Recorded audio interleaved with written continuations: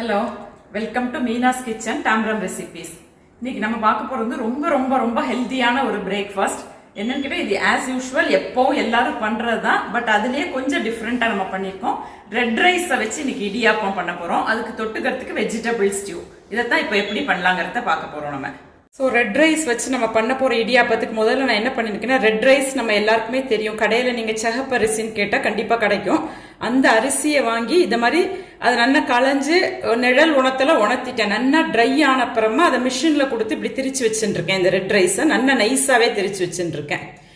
இந்த ரைஸோட கலர் பார்த்தாலே தெரியும், கொஞ்சம் அப்படி பிங்கிஷாக இருக்கும். நமக்கு நார்மல் பச்சரிசி மாவு வந்து ஒயிட்டாக இருக்கும் இல்லையா, இது வந்து கொஞ்சம் பிங்காக இருக்கும்.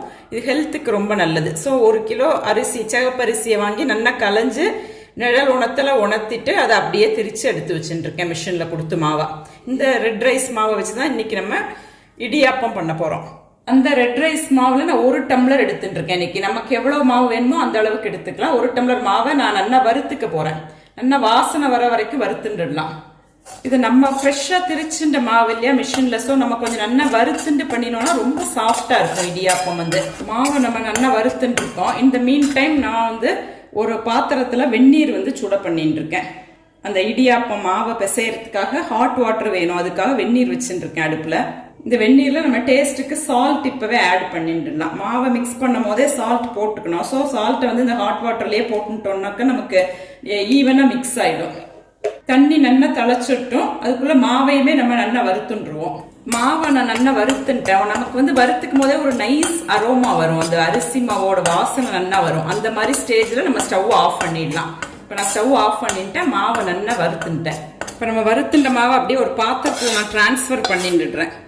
ட்ரான்ஸ்ஃபர் பண்ணிட்டோம். சட்டியில் ஒன்றும் ஒட்டிக்காது. நீங்கள் வறுக்கும் போது கொஞ்சம் கேர்ஃபுல்லாக வறுக்கணும், அடியில் பிடிச்சிடக்கூடாது. ஏன்னா மாவு ரொம்ப nice மாவுங்கிறதுனால.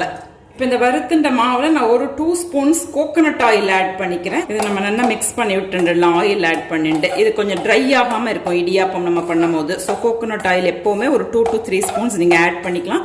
Depends on the quantity. இப்போ நான் இடியாப்பம் பண்ணிக்கிற பிளேட் வந்து உங்களுக்கு காமிச்சிடுறேன். இந்த மாதிரி இருக்கும். நம்ம ஓமப்பொடி எல்லாம் பண்ணுவோம் இல்லையா, அதே பிளேட்டு தான். அதை எப்படி நம்ம ஓமப்பொடி நாழியில் போட்டுப்போமோ அதே மாதிரி போட்டுக்கலாம் இன்னைக்கு. இப்போ நம்ம சால்ட் போட்டு வெந்நீர் வந்து திளைக்க விட்டுருந்தோம் இல்லையா, அது இந்த அளவுக்கு நல்லா திளைக்கணும். வெந்நீர் இந்த அளவுக்கு திளைச்ச அப்புறமா நம்ம மாவில் மிக்ஸ் பண்ணிட்டாதான் சாஃப்டாகவும் இருக்கும், நமக்கு ஈஸியாக புழியவும் முடியும். ஸோ நான் இப்போ ஸ்டவ் ஆஃப் பண்ணிடுறேன். நம்ம மாவை மிக்ஸ் பண்ணிக்கிறதுக்குள்ள நான் என்ன பண்ணிட்டு இருக்கேன்னா, இட்லி பிளேட் இருக்கு இல்லையா, அதில் கொஞ்சமாக ஜலம் விட்டு வெந்நீரை அது நல்லா ஹாட் ஆட்டும், வாட்டர் சூடாகிற வரைக்கும் இருக்கட்டும்ங்கிறதுனால வெந்நீர் விட்டு வச்சுட்டேன் ஆல்ரெடி. அதுக்கப்புறமா இட்லி பிளேட்ல வந்து ஆயில் அப்ளை பண்ணி வச்சுருக்கேன். ஸோ இது எல்லாமே நம்ம ரெடி பண்ணி வச்சுட்டோம்னா ஈஸியாக இருக்கும் இடியாப்பம் பண்ணுறதுக்கு. நெக்ஸ்ட் நம்ம அதை வெந்நீர் சூடாக்கி வச்சுருக்கோம் இல்லையா, சால்ட் இதுலேயே ஆட் பண்ணிட்டோம். இதை கொஞ்சம் கொஞ்சமாக அந்த மாவில் விட்டு மிக்ஸ் பண்ணிக்கலாம். ஒவ்வொரு அரிசி மாவு ஒவ்வொரு மாதிரி தண்ணி ஏற்றுக்கும். ஸோ அதை பேஸ் பண்ணிட்டு தான் நம்ம தண்ணி விட்டுக்கணும். கொஞ்சம் கொஞ்சமாக விட்டு மிக்ஸ் பண்ணிக்கோங்க மாவை. ரொம்ப சூடாக இருக்குங்கிறதுனால தான் நான் கரண்டியால் மிக்ஸ் பண்ணிட்டு இருக்கேன் மாவை. கொஞ்சம் நம்ம அந்த சப்பாத்தி மாவெல்லாம் பிசைவோம் இல்லையா, இந்த முறுக்கெல்லாம் பண்ணுறதுக்கு கூட பிசைவோம் இல்லையா, அந்த பதத்துக்கு நம்ம மாவை மிக்ஸ் பண்ணிக்கலாம். மாவை நல்லா மிக்ஸ் பண்ணிட்டேன். தொட்டு பார்த்தா கொஞ்சம் வார்மாக இருக்கும், சூடாக இருக்கும். ஸோ கை பொறுக்கிற சூட்டுக்கு நம்ம கையால் கூட மிக்ஸ் பண்ணிக்கலாம். நீங்கள் கொஞ்சம் ஒரு பாயிண்ட் நம்ம லூஸாக மிக்ஸ் பண்ணிட்டா தான் நமக்கு புழியும் போது ஈஸியாக இருக்கும் இடியாப்பம். ஏன்னா அந்த ஹோல்ஸ் வந்து ரொம்ப குட்டியாக இருக்கும். அப்புறம் மாவை எப்போவுமே நம்ம ரொம்ப நைஸாக திரிச்சுக்கணும், அப்போ தான் அந்த ஹோலில் வந்து விழும் அது. ஸோ இப்போ இந்த மாவை நம்ம நல்லா மிக்ஸ் பண்ணிட்டோம். இதை அப்படியே நான் இந்த உழக்குக்குள்ளே ட்ரான்ஸ்ஃபர் பண்ணிக்கிறேன். ட்ரான்ஸ்ஃபர் பண்ணி நம்ம அப்படியே புழிஞ்சு விட்டுடலாம். அதில் உங்களுக்கு இடியாப்பம் பிளேட் இருந்ததுன்னா நீங்கள் இடியாப்பம் பிளேட்டில் கூட புழிஞ்சிக்கலாம். ஹெல்த்துக்கு வந்து அவ்வளவு நல்லது. நம்ம செவப்பரிசியை வச்சு பண்ணுற எல்லா ஃபுட்டுமே ரொம்ப நல்லது உடம்புக்கு. இப்போ இந்த மாதிரி நான் புழிஞ்சுட்டு இருக்கேன். ஸோ நான் இந்த மாதிரி எல்லாத்தையுமே புழிஞ்சுட்டேன். இதில் ரொம்ப இம்பார்ட்டண்ட்டாக நம்ம கவனிக்க வேண்டியது என்னென்னா, இடியாப்பம் பண்ணும்போது எப்போவுமே கொஞ்சம் ஹாட்டாக புழியணும். மாவு ஆறித்துனா ரொம்ப புழிய முடியாது, டைட்டாகிடும் மாவு வந்து. எப்போவுமே நம்ம 2-3 டம்ளர் நிறையா பண்ணுறோம், லார்ஜ் ஸ்கேலில் பண்ணோம்னா கொஞ்சம் கொஞ்சமாக மாவை வெந்நீரில் மிக்ஸ் பண்ணிக்கணும். ஒவ்வொரு ஏடுக்கும் மிக்ஸ் பண்ணி தான் புழியணும் இடியாப்பத்தை. இதை அப்படியே இப்போ ஸ்டீம் பண்ணி நம்ம எடுத்துடலாம். ஏற்கனவே நம்ம வாட்டரை வந்து பாயில் பண்ண வச்சுட்டோம், ஆல்ரெடி கொதிக்கிறது. ஸோ அதுக்குள்ளே நான் அப்படியே வச்சுட்டு சிம்மில் வச்சுக்கிறேன். கொஞ்சம் மீடியம் ஃப்ளேமில் வச்சுட்டா தான் ஒரு 10 மினிட்ஸில் நன்னாகும். ஸோ இதை ஒரு மீடியம் ஃப்ளேமில் வச்சுட்டேன் நான். இப்போ இப்போ நம்ம இடியாப்பத்தை வந்து ஸ்டீம் பண்ண வச்சு ஒரு 10 மினிட்ஸ் ஆயிடுது. ஓப்பன் பண்ணி பார்த்துடலாம். அதை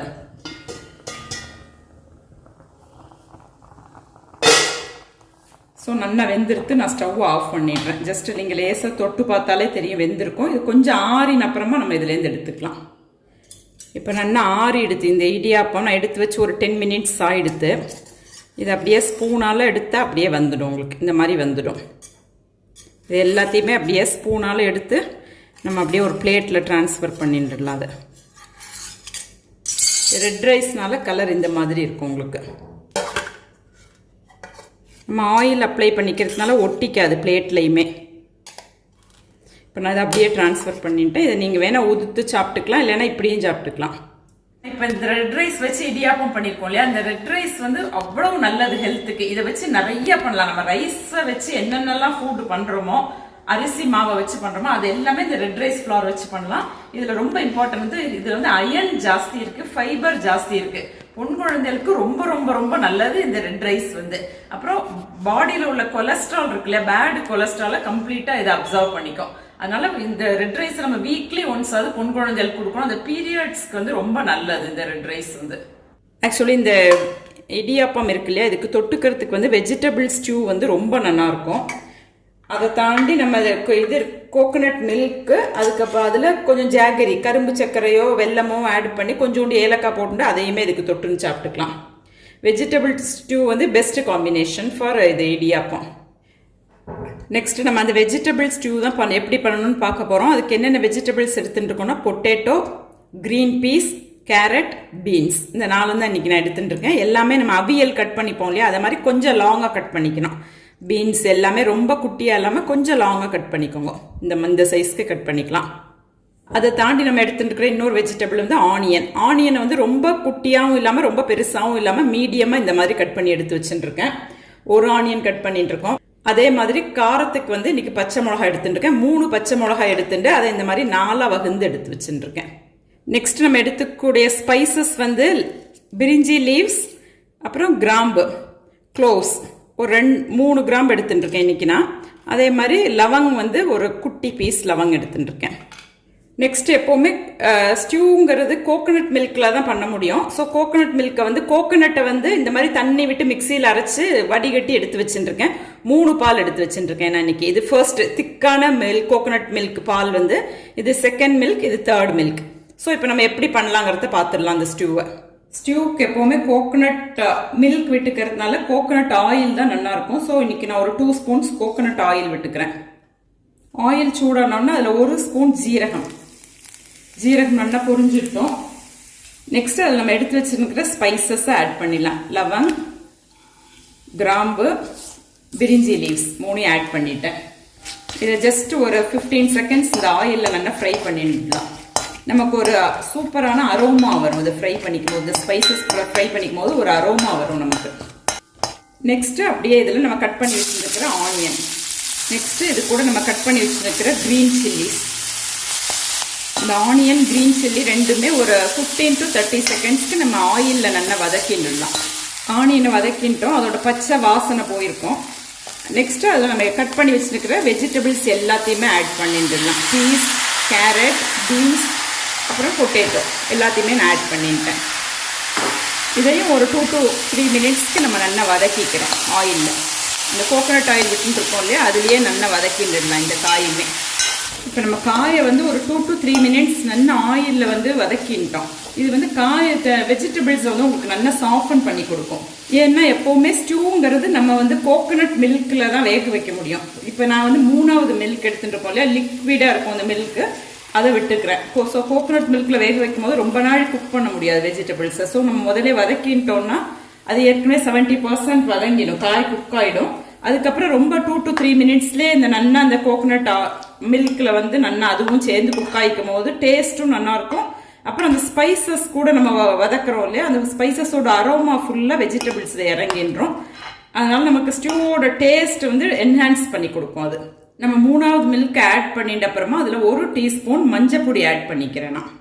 இப்போ நம்ம 3வது பால் விட்டு வெஜிடபிள்ஸ்லாம் அந்த கோகோனட் மில்கில் இந்த மாதிரி கொதிக்க ஆரம்பிச்ச அப்புறமா அதில் நம்ம எடுத்து வச்சிருக்கிற செகண்ட் மில்க், 2வது கோகோனட் மில்க்கை ஆட் பண்ணிக்கலாம். அப்படியே இது வந்து ரொம்ப நாள் கொதிக்க வேண்டியதில்லை, ஜஸ்ட் ஒரு 1 நிமிஷம் கொதிச்சா போகிறோம். இந்த ஸ்டேஜில் நம்ம டேஸ்ட்டுக்கு சால்ட்டையும் ஆட் பண்ணிக்கிறோம். சால்ட் எப்போவுமே கொஞ்சம் பார்த்து போட்டுக்கணும், ஏன்னா இது கோகோனட் மில்க்குனால கொஞ்சம் ஸ்வீட்டாக இருந்தால் தான் நல்லாயிருக்கும். ஸோ டேஸ்ட்டை பேஸ் பண்ணி சால்ட் ஆட் பண்ணிக்கோங்க.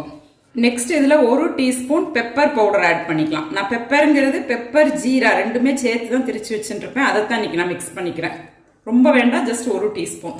இப்போ ஜஸ்ட் ஒரு நிமிஷம் செகண்ட் மில்கை விட்டு கொதிச்ச உடனே நம்ம எடுத்து வச்சிருக்கிற தேர்ட் மில்கை விட்டுடலாம். இந்த மீன் டைம் நம்ம ஸ்டவ்வையும் ஆஃப் பண்ணிடலாம். தேர்ட் மில்க் விட்டு, இதான் first milk, coconut milk. Actually கெட்டியான மில்க், இது கண்டென்ஸ்டு மில்க் மாதிரி திக்காக இருக்கும். ஸோ அந்த மில்கை விட்டு கொதிக்கலாம் வேண்டாம். நான் இப்போ ஸ்டவ்வையுமே ஆஃப் பண்ணிட்டேன். இதை ஜஸ்ட் நம்ம நல்லா மிக்ஸ் பண்ணி விட்டுட்டு இதில் 1 ஸ்பூன் கோகோனட் ஆயில் ஆட் பண்ணிக்கிறேன் நான், பச்சை தேங்காய் எண்ணெய். நெக்ஸ்ட்டு கருவேப்பிலையை போட்டு கார்னிஷ் பண்ணிடலாம். இந்த ஸ்டூ வந்து நம்ம அப்பார்ட் ஃப்ரம் இடியாப்பம் நீங்கள் ஆப்பம் தொட்டுக்கலாம், ஈவன் சப்பாத்திக்கு தொட்டுக்கலாம், பூரி தொட்டுக்கலாம், தோசை எல்லாத்துக்குமே இந்த வெஜிடபிள் ஸ்டூ ரொம்ப மைல்டாக இருக்கும், ரொம்ப நல்லா இருக்கும். இந்த டிஷ் வந்து எல்லாத்துக்கும் நல்ல காம்பினேஷன்.